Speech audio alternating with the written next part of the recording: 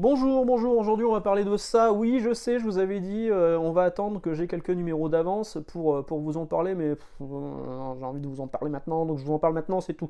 Batman et le Joker de Deadly Duo, scénarisé et dessiné par Marc Silvestri.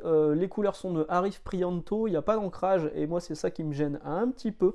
La conception de ce bouquin a démarré en 2015. C'est hyper long. 2015, c'était il y a 7 ans.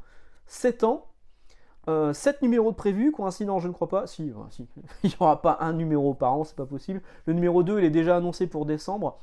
A priori, alors ça, j'ai vu ça dans une interview, j'avais déjà entendu parler de cette histoire, dans une interview du récent Comic Box.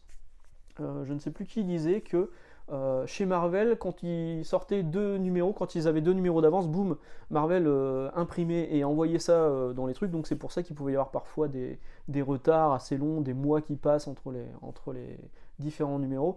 C'est pas le cas chez DC Comics où ils attendent d'avoir 4 à 6 numéros d'avance pour pouvoir lancer les rotatives, pour lancer l'imprime. Je vais réussir à trouver mes mots pas pour pouvoir lancer, imprimer les comics en question.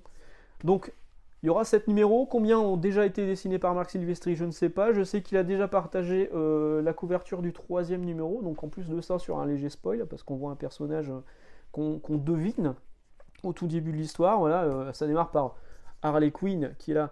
Elle a été enlevée par un mec qui est là-haut. Le mec qu'on voit sur la troisième couverture que Marc Silvestri nous a présenté pour... Salaud, oh, le spoil. Bon, c'est un personnage inédit, hein, donc un personnage avec un masque, donc à moins que sous le masque ce soit quelqu'un qu'on connaisse déjà. Bon. Au niveau du trait, bah, c'est cool, mais moi ce que je trouve dommage, c'est qu'effectivement il n'y a pas d'ancrage. Il n'y a pas d'ancrage. Voilà. Il n'y a pas d'ancrage. À tel point qu'à la fin... Donc il y a la Batcave qui est là. À la fin, on a des pages qui sont non colorisées. Voilà, et ben je trouve ça mieux en fait. Je trouve ça mieux. La même page que je vous ai montré tout à l'heure, mais en version non colorisée et toujours sans ancrage. De Marc Silvestri. Alors Marc Silvestri, ouais, vous le connaissez de toute façon, je ne vais pas vous refaire son historique, mais la couverture donc non colorisée. Et la couverture colorisée. Donc il y a plusieurs variantes de cover. Hein. Donc oui, Marc Silvestri, c'était le dessinateur de Wolverine, c'était le dessinateur des X-Men. Il est parti de chez Marvel avec Part et Fracas, il a fondé Image Comics avec les Image Boys, où il a lancé Cyberforce qui revient en ce moment chez Réflexion, l'édition Réflexion, je vous invite à aller le découvrir, moi j'adore Cyberforce.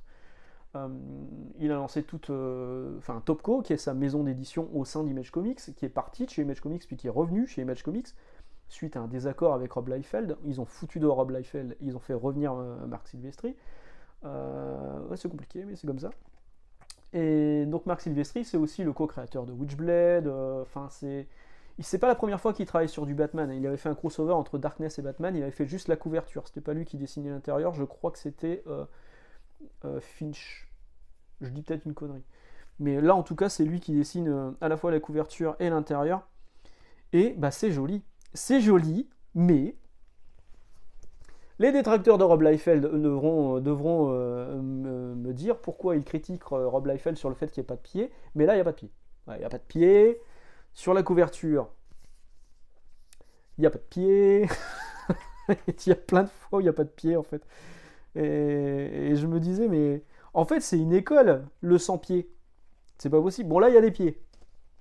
Voilà, là, il y a des pieds. Il y a juste des pieds là, qui sont un peu dans l'ombre. Mais genre sur la page suivante, je suis pas sûr qu'il y ait des pieds. Non, si, on voit un petit peu les pieds de Catwoman. Je vais pas vous montrer toutes les pages, sinon ça va être spoilé. Alors là, par exemple, là, il n'y a pas de pieds. Bon, là, il y a des pieds, mais qui sont très stylisés. Hein. Voilà, donc, c'est bien. C'est pas fou au niveau du scénario. J'ai vu Marc Millar qui avait dit... en fait, c'est Marc Silvestri qui a partagé un commentaire de Marc Millar qui disait « Oui, c'est très très bien au niveau du scénario, c'est un truc que j'aurais voulu écrire. »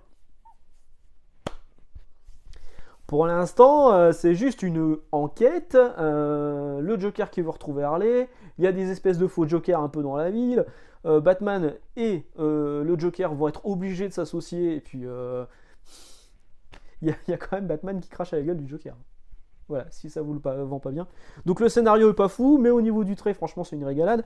C'est vendu 5$ pour l'instant, il n'y a qu'un seul numéro. Le deuxième sortira logiquement au mois de décembre. Et ensuite, est-ce qu'on en aura un par mois? Je ne sais pas. Il y en aura 7 en tout. Une fois que tout sera terminé, il faut s'attendre à un beau livre qui sortirait chez Urban Comics, et évidemment, un gros volume hein, sur 7 chapitres. Et à ce moment-là, on en reparlera. Parce que là, tout sera sorti en VO. Je pourrais vous dire si globalement l'histoire tient la route, ce dont je doute un petit peu. Mais au moins, en tout cas, au niveau du dessin, c'est toujours un plaisir de retrouver Marc Silvestri. Voilà. Voilà. Une vidéo courte, sans intérêt aujourd'hui, toujours par manque de temps. Mais bon, je voulais vraiment en parler parce que je trouve ça bien, moi. Parce que ça fleure bon les années 90. Ça fleure le Topco Comics, les crossovers qu'il y a eu entre Star Trek et les X-Men.